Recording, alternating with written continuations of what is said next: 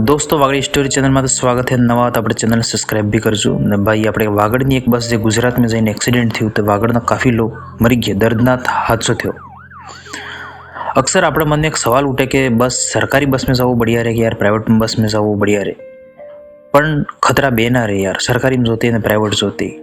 दुर्घटना केने भी हाथे थई शके, सरकारी हो या प्राइवेट हो। पण आपणे बचीने रहेवुं, मतलब थोड़ी सावधानी राखवी पड़े ने बस ड्राइवर ने भी ध्यान रखवुं पड़े। थोड़ोक संचालन ने जे के नियमों ध्यान राखे एना पर भी आ चीज निर्भर करे।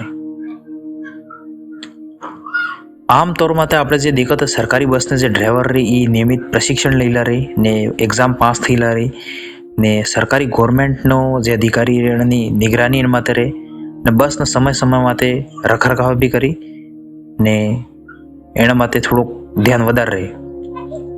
ईस आपणे बीजा और बात करें तो जे प्राइवेट बस रही ई घणा जे बस रही बस चालक रही अच्छु ध्यान राखी सब नियमों पालन भी करीने पण मैं कोई लापरवाही रही। एम लापरवाही रही कि काफ़ी तेज रफ्तार थी गाड़ी चलवी अड़ने रहे के फटाफट पुगवुं होय, सवारी लेवी ई दुर्घटना ने जोई।